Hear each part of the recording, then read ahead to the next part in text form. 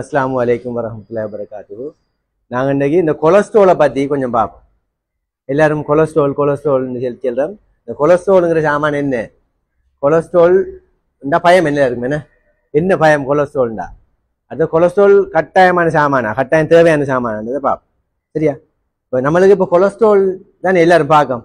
இப்போ கொலஸ்ட்ரோலால என்ன நம்மளுக்கு பிரச்சனை வருது? கொலஸ்ட்ரோலால என்ன பிரச்சனை வருது? ஹார்ட் அட்டாக் வருது. கொலஸ்ட்ரோல் வந்து அடைக்கிறது.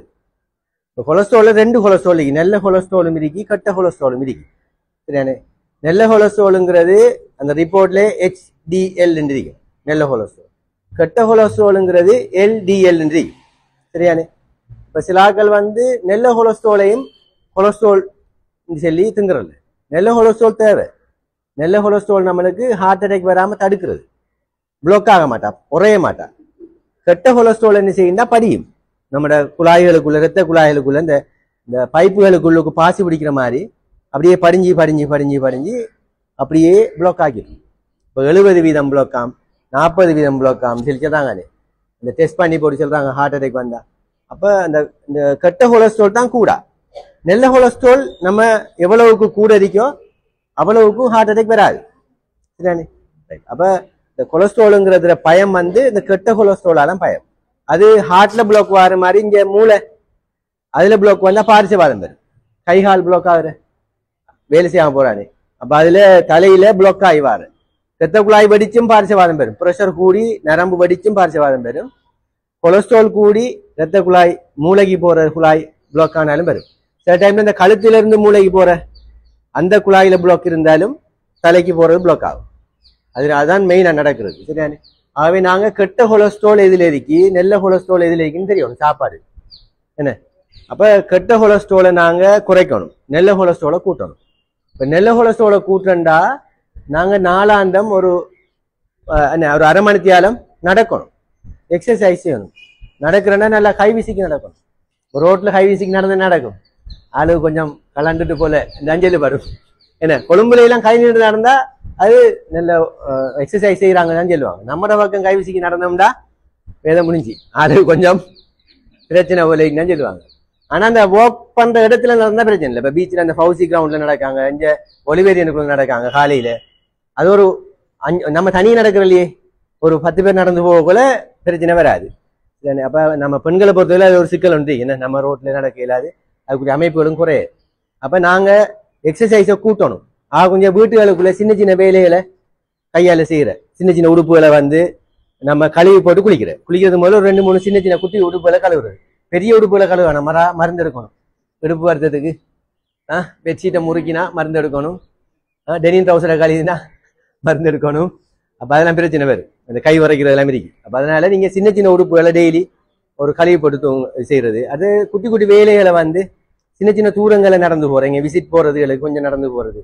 என்ன ஆட்டோக்காரனை சரியா கதவடியில ஒண்ணாந்து ஹாஸ்பிட்டல்ல உள்ளு கூட்டு திறக்கிறது, இதெல்லாம் தேவையில்லை. நாம கொழும்புல வந்து ஒரு பஸ் ஹோல் முந்தி தங்குறாங்கிறாங்க ஆகல். நாம கதவுரி தானே ரோட்ல அந்த கேட் அடிலாம் பஸ்காரனோட சொல்ற ஹோல்ட் ஒன்று இருக்கும், பஸ் ஹோல்ட் இருக்கும். அந்த கண்டக்டர் என்ன சொல்ற, அந்த ஹோல்ட்ல இறங்கி நடந்து போறதுக்கும் மாச்சு அந்த கேட் அடி கொஞ்சம் விடுங்களேன் சொல்றேன். இப்படி நாங்க அசைவ ஃபுல்லா வந்து குறைச்சிட்டோம். சரியானே? அப்படி இல்லாமக்கு நாங்க அந்த எக்ஸசைஸை செஞ்சோம்னா நல்ல கொலஸ்ட்ரால் கூடினா நம்மளுக்கு ஹார்ட் அட்டாக் வாரது தடுக்கும். சில டைம்ல நம்ம கொலஸ்ட்ரால் கூட இருக்கும், 200க்கு மேல இருக்கும், 240 இருக்கும். ஆனா நல்ல கொலஸ்ட்ராலும் கூட இருக்கும். இருந்தா ஹார்ட் அட்டாக் வர விடாது, அதையும் பார்த்துக்கோங்க. இப்ப 240 250 இருக்கும் கெட்ட கொலஸ்ட்ரால். சரியானே? அங்க நல்ல கொலஸ்ட்ராலும் 60-70 இருக்கும். இருந்துச்சுண்டா நம்மளுக்கு ஹார்ட் அட்டாக் வர விடாது. அவர் ஃபைட் பண்ணி நம்மளுக்கு வராம தடுப்பார். அப்ப அதனால எக்ஸசைஸ் நாங்கள் கட்டாயம் செஞ்சுக்கணும். செய்தா HDL கூடும், நல்ல கொலஸ்ட்ரால். மற்றது நல்ல கொலஸ்ட்ரால் இருக்கிற சாப்பாடுகள் வந்து இதெல்லாம் நட்ஸுகள் இருக்கு தானே. நட்ஸுகள் தான் அந்த தானிய உணவுகள். இப்போ கஜு, என்ன பாதாம், பிஸ்தா, அதுகள். அப்படி எள்ளு அதுல விற்கிற எண்ணெய் எல்லாம் வந்து நல்ல கொலஸ்ட்ரால் உள்ள எண்ணெய். அதே மாதிரி சூரியகாந்தி எண்ணெய், என்ன மற்றது நம்மளோட ஒலிவ் ஆயில், கெனோலா ஆயில் எல்லாம் இருக்கு, வெளிநாட்டுல இருந்து வரும். அதுல வந்து நல்ல கொலஸ்ட்ரால் கூட. சரியானே? அப்ப கெட்ட கொலஸ்ட்ரால் வந்து அதுல குறைய. இப்ப கெட்ட கொலஸ்ட்ரால் இருக்கிறது வந்து விலங்கு கொழுப்புகள். உதாரணமா நாம இறைச்சி, என்ன அப்படித்தானே, ஈரல், இறால், பாபர், பால்மடி, நாக்கு, இந்த டேஸ்டான சாமான் அவ்வளவும் சோதனை பாருங்க எப்படின்னு. சரி, எல்லாம் எப்படி படைச்சிக்கான். ருசியையும் பெச்சு நோயையும் பெச்சிருக்க. அளவுக்கு திண்டா தப்பலாம், அளவு முறை போனா போறான். என்ன அப்படித்தானே? பாவத்துல தான் நல்ல காட்சியும் இருக்கும், பாவத்திலாம் காட்சியும் இருக்கும்.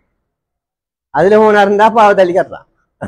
காட்சி இல்லாததுல பாவம் குறை இருக்கும். அது மாதிரி தான். அப்ப அந்த ருசியை வச்சு அதை டெஸ்ட் பண்ணப்படுது. ரைட். அப்ப நாங்க எப்படியான உணவுகளை வந்து இருந்தாப்பல் ஒரு நாள் சாப்பிடலாம், அது பிரச்சனை இல்லை. நான் சொல்றது அடிக்கடி திங்கப்படா. டெய்லி கிழங்கு பொரியல் டேஸ்ட், டெய்லி என்ன சோட்டிஸ், டெய்லி வீட்டை சம்சா பெட்டிஸ் ரோல்ஸ் இப்படி எடுக்கப்படா. டெய்லி எடுத்தோம்னா இதாகும். நாவே இந்த கெட்ட கொலஸ்ட்ரால் இருக்கிற உணவுகளை குறைக்கணும். மற்றது கடுமையா இனிப்பு உணவுகள் சாப்பிட்டாலும் ஸ்வீட்ஸுகள், ஜேம் ஐட்டங்கள், கடும் இனிப்பில இருந்தும் கொலஸ்ட்ரால் வரும். அது உடம்பு உருவாக்குறது. இது நீங்க கொலஸ்ட்ரால் உள்ள உணவை சாப்பிடுறது, உடம்பும் வந்து கொலஸ்ட்ரால் உங்களுக்கு உற்பத்தி செய்யும். அது எதுல இருந்து உண்டாகுதுன்னு சொல்லிச்சுன்னா இனிப்பு மாப்பொருள், அதிக அளவு ஸ்வீட்ஸ் எடுக்கிறார்கள். சரியானே? அடிக்கடி தொதல், மஸ்கட், தேங்கோழல், தெரிந்தானே வட்டலப்பம், அடுத்தது புடிங், வீட்டை ஏதாவது இனிப்பு தொடர்ந்து அல்லது பெரிய சோத்துப்பீங்க. சரியானே? சோறு கூட திங்கிறார்கள், மாப்பொருள். சரியானே? இதுகள் வந்து என்ன செய்யுண்டா உடம்புல எக்ஸ்ட்ராவா இருக்கிற குளுக்கோஸ் வந்து, சரியானே, எக்ஸ்ட்ராவா மேலதிகம், நம்ம தேவைக்கு மேலதிகம் இருக்கிற குளுக்கோஸ் வந்து கொழுப்பா கொலஸ்ட்ராலா மாறும். சரியானே? அப்ப இதுகளை நீங்க குறைக்கணும். இப்படி செய்தீங்கன்னா கெட்ட கொலஸ்ட்ராலை நாங்க குறைச்சு கொள்ள இயலும். சரியா? அப்ப நல்ல கொலஸ்ட்ராலை கூட்டுறது நான் சொன்ன விஷயங்கள். ஆண்களை பொறுத்தவரை ஸ்மோக்கிங், சிகரெட், புகைத்தல், அது வந்து கெட்ட கொலஸ்ட்ராலை கூட்டும், நல்ல கொலஸ்ட்ராலை குறைக்கும். சரியானே? அப்ப அதையும் நாங்க தவிர்த்து கொள்ளணும். சரியா? அப்ப கூட பேருக்கு கொலஸ்ட்ராலுங்காங்க. இது என்ன, எங்க இருக்கு, எதுல இருக்கு, என்ன பிரச்சனை தெரியாது. அதுதான் இந்த விளக்கு தான். ஆனா இன்னொரு விஷயம் இருக்கு, கொலஸ்ட்ரால் கடுமையா குறையும் போட கொலஸ்ட்ரால் கட்டாயம் தேவை உடம்புக்கு. என்னன்னு சொல்லிச்சுன்னா நம்மளை உற்சாகமா வச்சிருக்கிற உடம்புல இருக்கிற நியாயமான ஹோமோன்கள். சரியானே? ஹோமோன்கள் வந்து கொலஸ்ட்ரால் இருந்தாம இருக்குது. சரியானே? கொலஸ்ட்ரால் இருந்தா இந்த ஹோமோன் உற்பத்தி எல்லாம் நடக்குது. கூடுதலா புரதத்திலிருந்து வருது முக்கியமான சில ஹோமோன்கள் நம்மளை ஆக்டிவா வச்சுக்கிறது. சரியானே? அதுகளுக்கு வந்து இந்த கொலஸ்ட்ரால் தேவை. ஆகவே கொலஸ்ட்ரால் கடுமையா குறையும் படாது. ஆகவே அதுக்கு தான் கிளினிக் போடுற நோக்கம். டாக்டர் வெளிக்கூட துண்டை வச்சுட்டு வருஷ கணக்கில் குடிக்கலாம். 2 வருஷமா கொலஸ்ட்ரால் குடிச்சு அங்க கொலஸ்ட்ரால் நெல்லா குறைஞ்சி ஆளுக்கு பெலனும் இல்லை, கைகால் சதையெல்லாம் கடுப்பு இப்படி வந்துடும். ஆகவே நாங்க கொலஸ்ட்ராலை கிளினிக் போட்டு தான் செய்யணும். 3 மாத்தைக்கு போடுற, 3 மாத்தையால செக் பண்றேன். 6 மாசம் டாக்டர் செல்வார், 6 மாத்தையால கொலஸ்ட்ரால் பார்க்கணும். பார்த்து இப்போ 10 மில்லி போட்டா இப்போ குறைஞ்சிட்டுண்டா பாதி 5 மில்லி, அல்ல ஒரு நாள் விட்டு ஒரு நாள் 15 குளிசே ஒரு மாத்தையை போட்டா போதும் பார். அப்ப நீங்க நீங்க நினைச்ச மாதிரி பாவிச்சுட்டீங்கல்ல, அது செக் பண்ணி கிளினிக் மூலமா செய்துக்கணும். இல்லாட்டி கொலஸ்ட்ரால் குறைவால வார பிளக்கேடுகள், ஆக்டிவ் இல்லை, உஷார் இல்லை, நோய்கள் வர துவங்கிடும். சரியானே? ஆகவே அந்த ரேஞ்சுக்குள்ள இருக்கணும், அந்த அளவு இருக்கு. உங்களோட ரிப்போர்ட்டுகளை பார்த்தீங்கன்னா கொலஸ்ட்ரால் அளவு போட்டிக்கு என்ன 100க்கும் 200 கடையில் இருக்கும், அப்படி போட்டிப்பாங்க. 200க்கு மேல போகப்படாது, அந்த போர்டருக்கு போகப்படாது. கடுமையா லோவ குறைஞ்ச பக்கத்துக்கும் வரப்படாது, நடுவுல வச்சுக்கணும். சரிண்ணே? ஆக எப்படி நாங்க எங்களோட உணவுகள்ல அதே மாதிரி பயிற்சிகள் இதுகளை செய்து கொலஸ்ட்ராலுங்கிறது ஒரு பெரிய ஒரு தலையீடு. என்ன எல்லாரும் தெரிந்தானே? இப்ப ஆக்கள் வந்து திடீர் மரணங்களுக்கு, என்ன உயிரிழப்புகளுக்கு, இப்ப தொற்றா நோய்களால் ஏற்படுற உயிரிழப்புல பிரதானமானது வந்து கிட்டத்தட்ட 3/1 பங்கு. சரி, 30 பேர் இருக்காங்கன்னு சொன்னா அதுல 10 பேர் வந்து இந்த அடைப்பாளம் இருக்காங்க. குருதி குழாய் அடைப்பு, மாரடைப்பு, இல்லாட்டி பாரிசவாதம். இதாலதான் 30 பேர்ல 10 பேர் 3/1 பங்கு இருக்காங்க. சரி, அதனால நாங்க கட்டாயம் இந்த கொலஸ்ட்ராலை ஒழுங்கா செக் பண்ணணும், கிளினிக் சரியா போகணும். அதே மாதிரி உணவு கட்டுப்பாடு, உடற்பயிற்சி இதுகளை செய்து கொள்ளணும். அவருக்கு ஏழுமான சின்ன சின்ன பயிற்சிகளை செய்து கொள்றது. நான் ஆரம்பத்தை சொன்ன மாட்டேன், சின்ன சின்ன தூரங்களுக்கு நடந்து போங்க. எல்லாத்துக்கும் திருவியில பிடிக்க வேணாம். திருவில் காரணம் கொண்டாந்து ஹாஸ்பிட்டல் வளவுக்குள்ள விட்டு இறக்க வேணாம். வடி இதுல இறங்கலாம், இறங்கி நடந்து வாங்கணும். கொஞ்சம் நடக்கிறது என்ன நடக்க போகுது? என்ன வாதக்காரால் இறங்கி நடக்க இல்லைன்னா அவரை கொண்டாந்து வீழ்ச்சியெல்லாம் கொண்டு வரணும் கிளினிக்கு, அது பிரச்சனை இல்லை.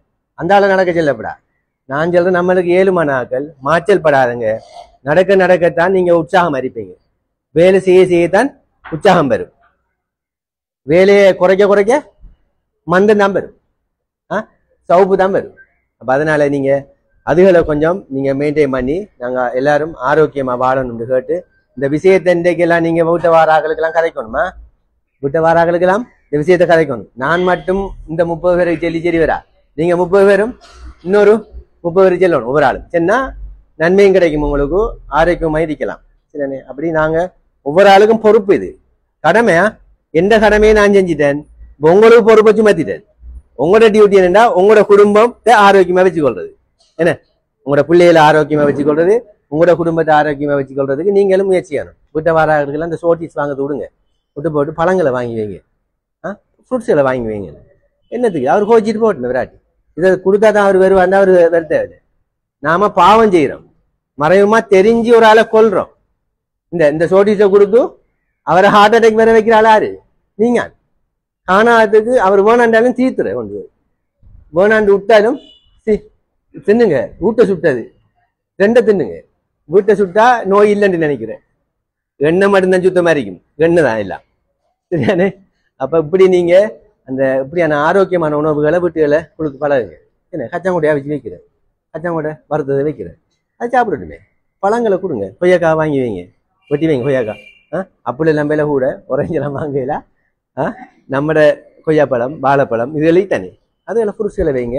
கடலை, பயிறு அதுகளை வைக்கிறது, தானியங்கள் ஆக கூட ஒரு உரப்பு தான் வேண்டாம், வடையை மட்டும் வாங்கி வைங்க. அந்த தூளை வைக்க வேணாம், வடைக்கு போடுற தூள், தனி உப்பு, அங்கே ப்ரெஷரைட் உப்பு. சரியானே? அதான் கேட்கும் டேஸ்ட்டுக்கு, தொட்டுதுங்கிறதுல மற எல்லா டேஸ்ட்டும் பிறகு தான் காட்டும். இப்படி நாங்க ஒவ்வொரு ஆளும் அந்த சின்ன சின்ன முயற்சி செஞ்சோம்னா நாங்க ஒரு ஆரோக்கியமான ஒரு பிரதேசத்தை நாங்க உருவாக்கலாம். இல்லாட்டி எல்லாரும் நோய், எல்லாரும் வீட்டையும் வருத்தக்கை தான். போய் ஒரு இடத்த ஊந்தினா வருத்தக்கை தான் நடவடுது. வருத்தம் ஆரோக்கிய சந்தோஷமான கதை இருக்கான்ல, நோய் வருத்தம் பிரச்சனைகள் தான். அப்போ அதனால நீங்க எல்லாரையும் இதில் பொறுப்பு, எல்லாரும் அதில் பங்கெடுத்து நாங்க ஒரு ஆரோக்கிய ஒரு ஊரை கட்டி எழுப்போம் கேட்டு விடைபெறுகின்றேன். நன்றி. அஸ்ஸலாமு அலைக்கும் வரஹ்மத்துல்லாஹி.